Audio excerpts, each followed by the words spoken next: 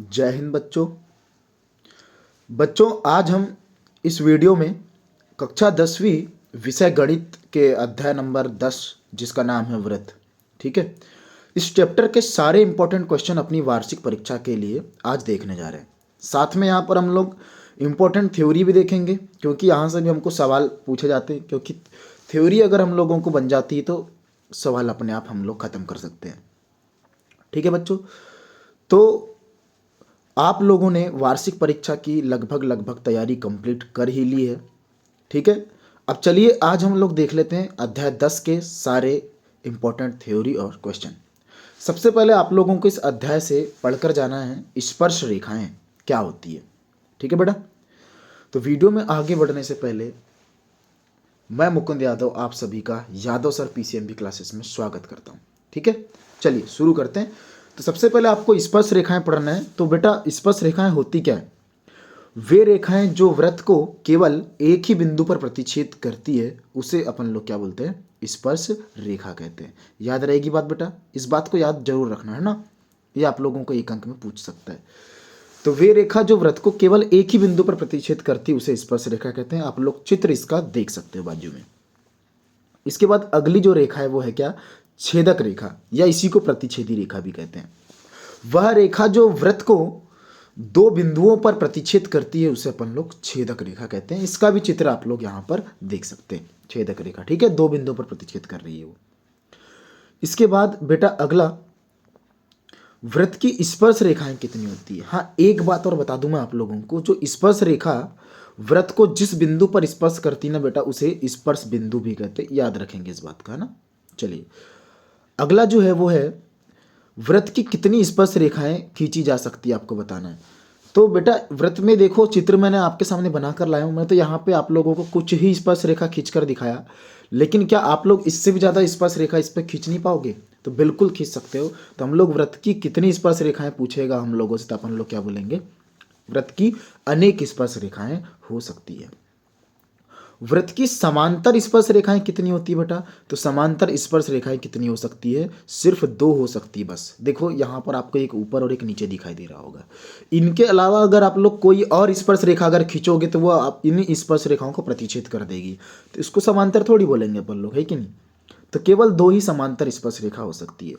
बाह्य बिंदु से व्रत पर कितनी स्पर्श रेखा खींची जा सकती है? तो बिल्कुल दो ही स्पर्श रेखा खींची जा सकती है, और वो भी दोनों के दोनों बराबर ही होते हैं, याद रखना। ठीक है, चलिए अब सीधे चलते हैं अपन लोग इंपॉर्टेंट प्रश्न की तरफ। तो सबसे पहला जो मैं यहां से मैं जितने क्वेश्चन बता दूंगा आपको सिर्फ उतने ही पढ़ के जाना है बस, है ना। उसके अलावा अगर आप लोग पढ़कर नहीं भी गए तो भी आप लोग बहुत शानदार तरीके से पेपर बना के आओगे। तो सिद्ध कीजिए कि व्रत के बाह्य बिंदु से खींची गई स्पर्श रेखाओं की लंबाई जो होती है समान होती है। बेटा बहुत ही इंपॉर्टेंट प्रश्न है, जरूर पढ़ लेना। सिद्ध कीजिए कि व्रत के स्पर्श बिंदु से जाने वाली त्रिज्या स्पर्श रेखा पर लंब होती है। इस प्रमेय को भी याद कर लेना और साथ में इसको सिद्ध भी करते आपको आना चाहिए। दोनों चीजें आपको पता रहना चाहिए। ठीक है, अब यहां पर एक सवाल है। 5 सेंटीमीटर त्रिज्या वाले एक व्रत के बिंदु P पर स्पर्श रेखा PQ, ठीक है, O केंद्र से जाने वाली एक रेखा से बिंदु Q पर इस प्रकार मिलती है कि OQ बराबर 12 सेंटीमीटर तक PQ का मान ज्ञात करना है। सबसे पहला काम आपका क्या रहेगा पता है? इस सवाल को पढ़ के चित्र का आप लोग डायग्राम बनाओगे, और उसके बाद जैसी डायग्राम बनेगा पाइथागोरस प्रमेय जो भी लग रहा होगा वहां पे उसके द्वारा आप लोग इसको हल कर दोगे। ठीक है, बहुत ही शानदार प्रश्न है वो। चौथा प्रश्न देखिए, एक बिंदु ए से जो व्रत के केंद्र से 5 सेंटीमीटर की दूरी पर है, ठीक है, व्रत की स्पर्श रेखा जो है उसकी लंबाई कितनी है? 4 सेंटीमीटर है। तो व्रत की त्रिज्या ज्ञात करना है। ये भी पाइथागोरस प्रमेय से ही बनेगा। आप लोग बहुत ही तरीके से इसको बना सकते हो ना। चित्र बनाओगे पहले और पाइथागोरस प्रमेय लगाओगे, बन जाएगा। सिद्ध कीजिए कि दो समकेंद्री वृत्तों में बड़े व्रत की जीवा जो छोटे व्रत को स्पर्श करती है स्पर्श बिंदु पर क्या होती है बेटा? समद्विभाजित होती है। ये सवाल भी आप लोग बनाकर देख लेना। इसके बाद देखिए अगला क्वेश्चन क्या है। सिद्ध कीजिए कि वृत्त के व्यास के सिरों पर खींची गई स्पर्श रेखाएं समांतर होती है।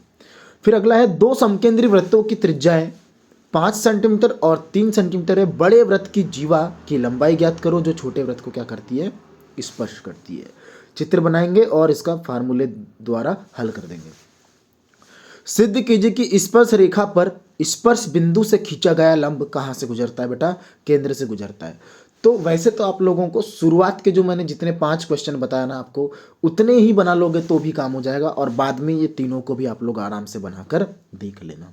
ठीक है बच्चों, चलिए इस अध्याय से इतना ही करना है। इस अध्याय में केवल एक ही प्रश्नावली है बेटा, और एक प्रश्नावली में मैं आपको फिर भी क्वेश्चन यहाँ से छाट कर दे चुका हूँ। ठीक है, इतने ही क्वेश्चन बनाकर आप लोगों को देखना है, इससे एक्स्ट्रा कुछ भी करने की जरूरत नहीं है आप लोगों को।